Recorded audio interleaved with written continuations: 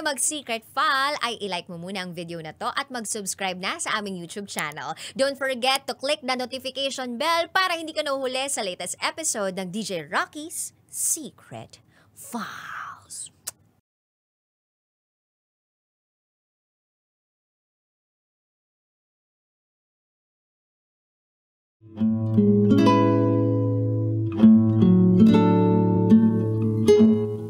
And now, it's time for DJ Rocky's Secret Files.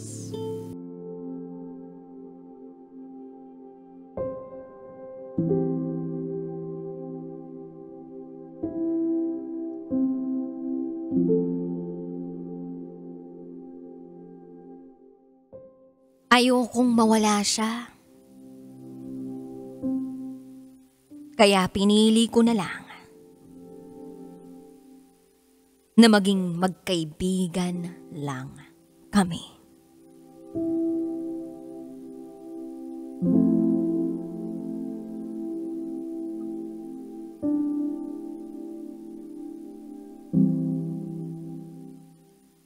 Hi DJ Rocky.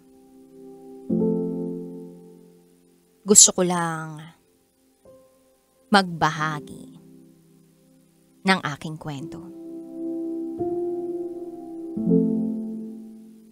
May mga bagay na mas madaling sarilihin. Hindi dahil gusto nating itago, kundi dahil baka masira kung ano man yung meron kapag sinubukan nating pangalanan.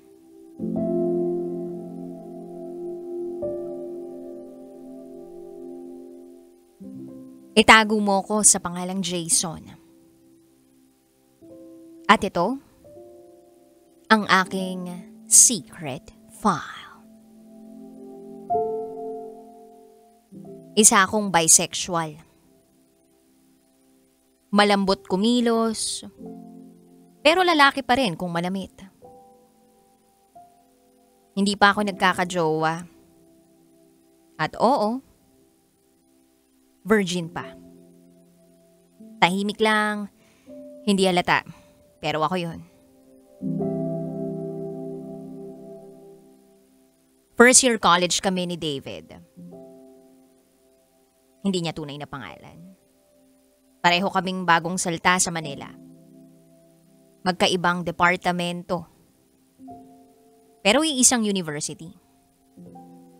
Parang sinadya ng tadhana. Magkatabi ang kwarto namin sa isang boarding house. Nagsimula ang lahat sa simpleng, "Oy pre, kain tayo." O, "May klase ka pa?" Mga tanong na wala namang halong mali siya. At sa bawat araw na lumipas, ay mas naging close kami. Lalo na nung sabay kaming nag-part-time sa isang fast food chain. Sa simula, focus lang sa trabaho.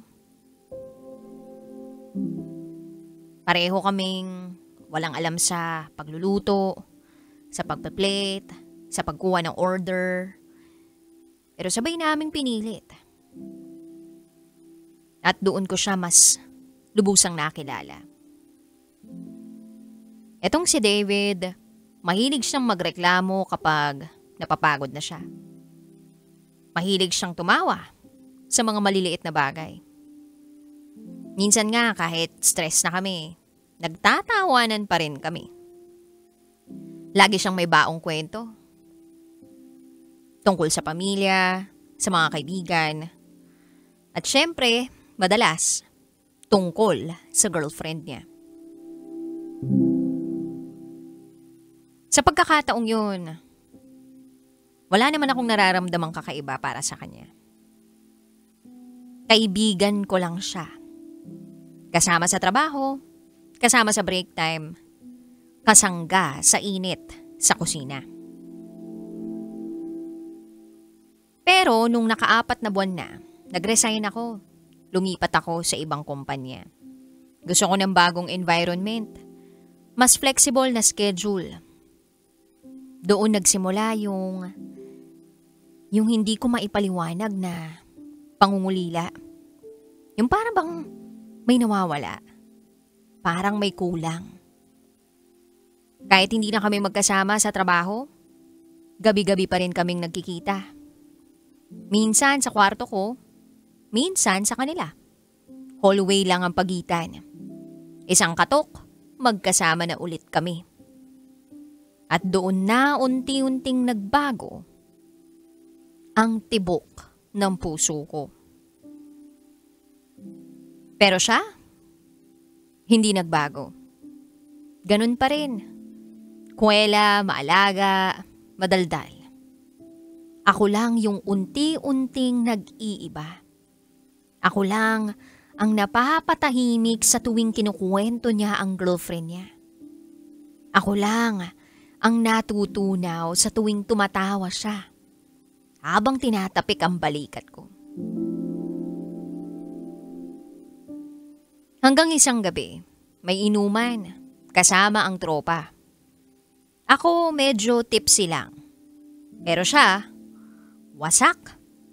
Halos hindi na makatayo ng maayos. Ako ang sumalo.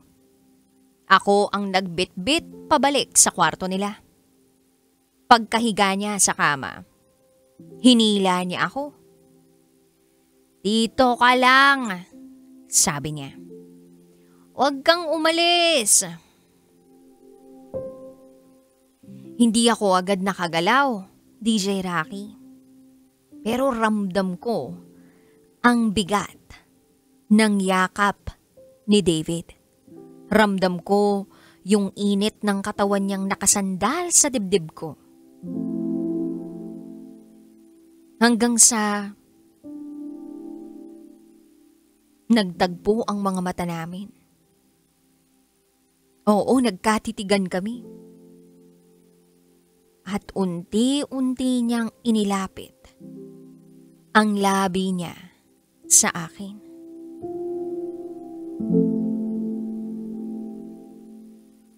Oo, DJ Rocky. Naghalikan kami. Mainit. Magulo. Pero sabay. Hinaplos niya ang mukha ko.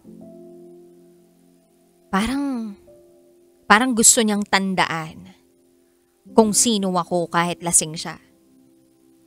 At ako sa madilim na kwarto, habang tulog ang roommates niya, ay nagpaubaya sa kanya ng buong buo. Walang tanong-tanong. At oo, siya ang una ko. Hindi babae, kundi siya. Si David.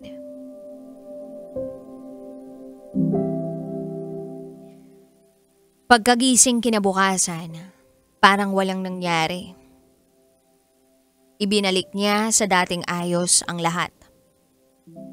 Ako lang ang naiwan sa alaala. Ako lang ang natulala. Lumipas ang mga linggo. Nagkikita pa rin kami. At hindi ko maiwasang magtaka. Bakit? Hindi ko rin kayang aminin sa sarili ko na may nararamdaman na ako.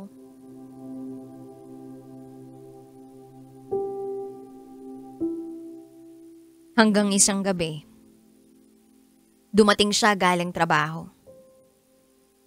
Mga 12:00 na ng madaling araw.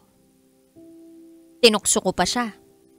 Ang laki na ng pinagkaiba namin. Niyaya niya akong magyosi sa labas. Pareho kaming pagod. Pero habang nagkakwentuhan, ramdam ko pa rin yung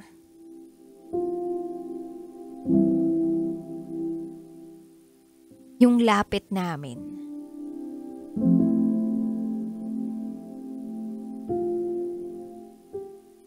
Kwento niya pa rin ang girlfriend niya, pamilya niya. Mga bagay na dapat ordinaryo na lang. Pero sa gabi ring yun, naging makulay ang anino na hindi ko na kayang baliwalain. Sobrang lalim na ng gabi. May pasok pa kinabukasan. Habang nag-uusap kami tuloy-tuloy, damang-dama ko yung init mula sa dibdib ko. Isang init na hindi ko na kayang pigilan. Pumasok kami sa kwarto nila. Madilim, tahimik, tulog ang lahat. Walang ibang mundo kundi kami. At sa ilalim ng kumot, nagbago na naman ang lahat. Hinawakan ko siya. Ako ang unang gumalaw. Ako ang unang lumapit. Hindi ko na kaya. Lahat ng takot, lahat ng pag-aalinlangan, nawala. Hinaplos ko ang mukha niya. At alam ko sa sarili ko na siya lang at siya ang kauna-unahang taong pinangarap ko ng ganito. Hanggang sa lumipas ang ilang segundo, meron akong mahinang bulong na narinig mula sa kanya. At yun yung bulong na tumagos sa puso ko. Sa atin lang to ah.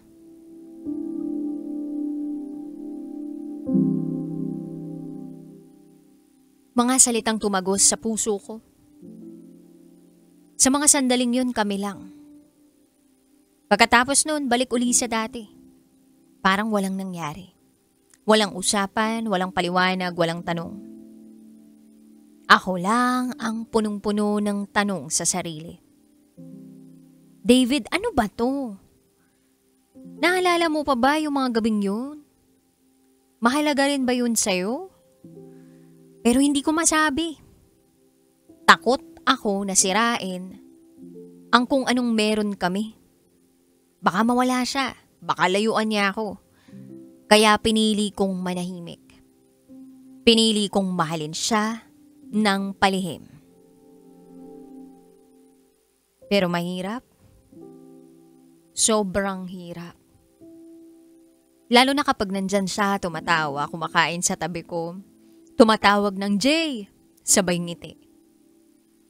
Parang wala siyang alam na gabi-gabi iniisip ko siya.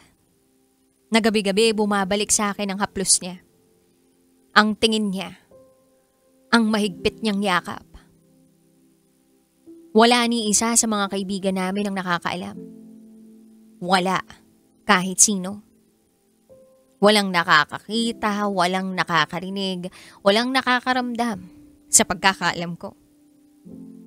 Sa amin lang yun. Sa 4 na sulok ng kwarto nila, sa ilalim ng kumot habang tulog ang lahat. Hindi ko alam kung lalaki pa siya, kung ganun yung mga nagawa niya. O baka dahil lang sa kung ano man yung nararamdaman niya nung gabing yun. Hindi ko na alam. Pero sa kabila ng lahat, mas pinili kong manatili. Hindi bilang sekreto, kundi bilang kaibigan. Oo, mahal ko siya. Pero mas mahal ko ang samahan namin. Ayokong mawala siya. Kaya okay na ako. Pipiliin ko na lang na hanggang magkaibigan lang kami. Masakit, oo, pero okay na ako. And David, kung sakaling marinig mo to, oo, ikaw yun. Pero wag kang mag-alala. Hindi ko naman sasabihin kung sino ka. Hindi rin naman ako galit, no? At wala naman akong hinihingi. gusto ko lang sabihin, salamat. Salamat sa tiwala. Salamat sa oras. Salamat sa gabi. Salamat sa mga gabi. Salamat sa 2 beses na naging atin tayo. Kahit saglit lang. Kahit hindi mo na maalala. At para sa mga tulad kong may itinatagong damdamin para sa kaibigan. Hindi naman kayo nag-iisa.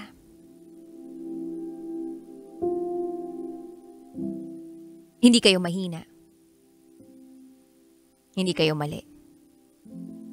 Minsan, ang pagmamahal, hindi kailangang isigaw. Minsan, sapat na naipadama mo nang walang hinihinging kapalit.